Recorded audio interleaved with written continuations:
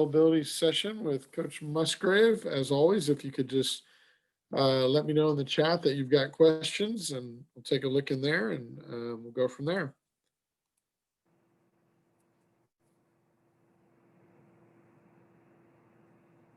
We'll go ahead and start with Trace Travers from Rivals. Yeah, good morning, Coach. Good to see you this morning. Good morning. One thing, you guys had a lot of success on the ground against Stanford, but some of that maybe didn't carry over against Oregon. Was there any rhyme or reason to that? Well, we averaged 1.9 yards a carry against Oregon, so we definitely want to do better. Didn't dissuade us or discourage us from keep trying to hammer it in there. So we got to keep scratching and clawing to find ways to create a little air in the front so we can have some good runs and keep ourselves balanced and, of course, stay on the field, keep our defense over there drinking Gatorade on the sideline. Was there anything in particular that Oregon's front was doing against you guys, or was it more of an execution on your part issue? Well, our guys played really well. I thought we blocked them as best we could. They've got some big, huge guys over there that are good football players, and we do too. So it was a good matchup. We're going to keep working to get better and better at our runs and find things that we're real good at executing, and we'd love to get back to being more explosive run game wise and more effective, like against Stanford and Oregon State.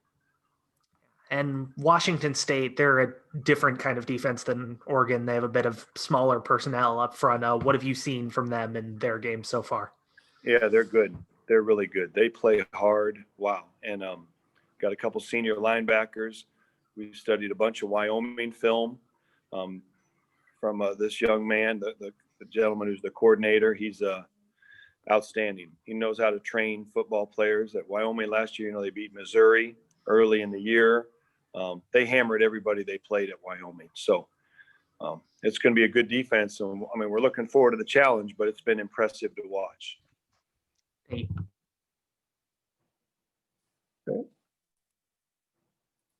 We'll go ahead and go to Jasper Sundin from the Daily Cal. Hey, Coach. How you doing this morning? Good. Excellent. So it's obviously not going to be warm up in Pullman. Does that change how you approach this game in any way, just given the fact that, your side of the ball as players handling the ball? Yeah, I think we've got to be smart. We've got to have almost a weatherproof game plan that could be easily executable, if conditions got a little wacky. So we want to be smart in that regard.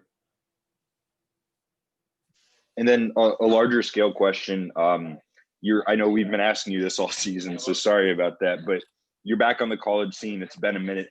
Has anything surprised you after 4 games now under your belt?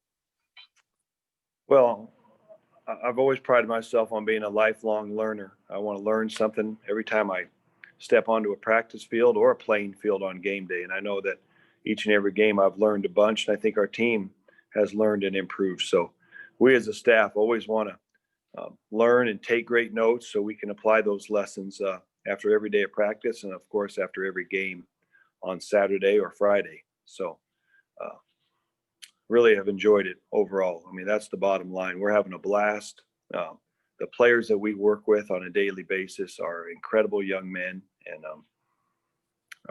really, really enjoying it. Thanks, Coach. Okay, we'll go to Jeff Ferrata from Cal Sports Report. Yeah, good morning, Bill. Good morning. I wonder if you could just evaluate how you thought Chase played against Oregon and overall this season. What's he done that you're real pleased with, and what areas do you feel like he still needs to work on? Well, Chase is growing every single week. It's true learning on the job, like we talked about, with minimal training in the spring, summer, and fall. And he's getting thrown to the wolves on game day, and running a new offense. So really, really proud of him, the way he's battled through. He's applied the lessons learned. If there is anything that has surprised me, like the previous question, it's how fast Chase can run. He can really move. He's a big man, and he can move out there on the field. And when he decides to pull it down and scramble for these third down conversions, get out of trouble, buy some time, find a safe place to ditch it or duck out of bounds in a safe manner. He can really move. So he's an outstanding athlete, and I think he'll get more and more comfortable the more turns we get at our passing game concepts. But running game wise, he knows the fronts better than some of us coaches. He is sharp in our run game check with me's. He knows about pass protection. So he's obviously an outstanding football player. We're blessed to be able to be associated with him. And you mentioned that he's faster than you imagined now that you're seeing him in person in practice and in games. Does that change your mindset as far as how you think you can use him? Or are you aware of the history he had last year where he got hurt a couple of times, and at least one of those was when he was running? It is. And so we've had a lot of talks about that. Even though we haven't had a lot of time to be on the practice field, we've talked a lot ever since back in early March when we started spring ball about, hey, let's keep our quarterbacks, not just Chase, but Devon Monster, everybody, Robbie Rowell, let's keep them clean.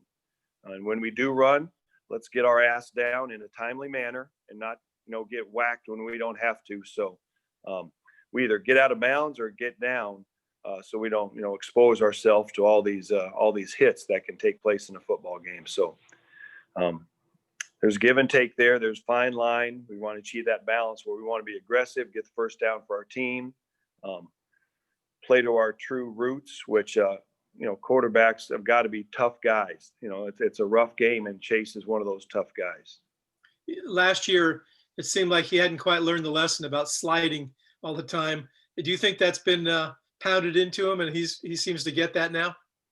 Well, at times he's going to slide, and at times he's just going to have to go get it. And we know that. But I think having situational awareness, which the more football he plays, the more he'll know. He's learning each and every day. And he's learning what he can do, who he can truck and run over, who he can split a couple tackles, and when he needs to, like we talked about, get down in a timely fashion. Thank you. Okay, we'll go back to Trace Travers from Rivals.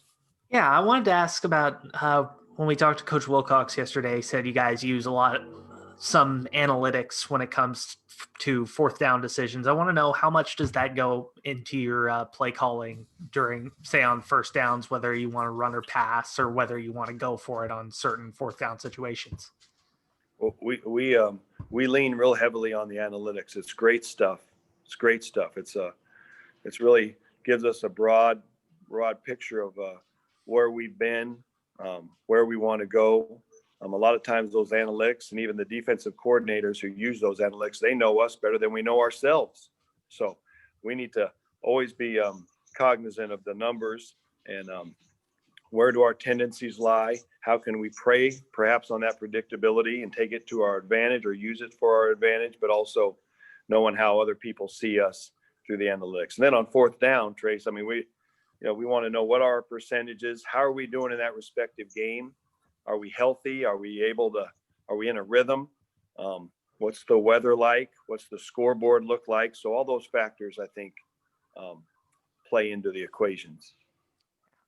And on another note, I wanted to ask about Ben Coleman. He played quite a bit for you guys against Oregon. He seems like he's made a pretty big jump up the depth chart this year. What has he shown you guys, and what are some of his strengths? Tremendous jump.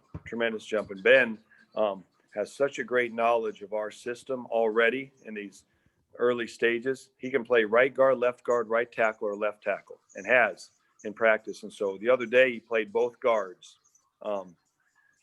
We're comfortable with him playing any of those four spots. He knows what to do, and he knows how to do it. So another guy who's made a huge jump, and we're thankful that he's part of the Golden Bear offense. Awesome. Thank you.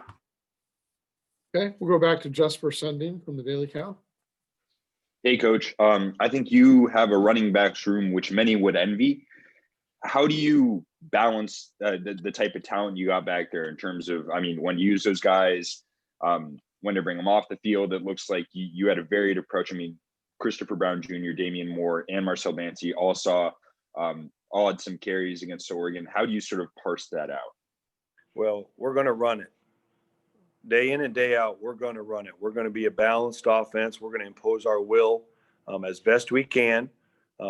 We didn't impose it as well as we would have liked on a Saturday evening, but we used all 4 backs and we needed every single touch that they were available for. So we're thankful to have a deep stable of young men in the running back department. And each of them have their strengths and different traits, and we try to customize and engineer the runs for when they're in the game. It's well thought out by Aristotle Thompson. And we have plenty of meetings. He and I talk about who needs to be in for this concept, who needs to be in for that one.